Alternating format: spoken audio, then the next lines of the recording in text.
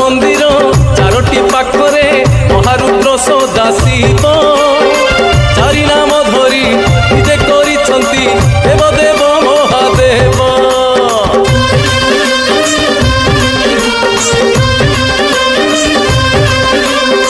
নাথ মন্দির চারটি পাখরে মহারুদ্র সদা শিব চারি নাম ধরি নিজে করিছন্তি দেব দেব মহাদেব।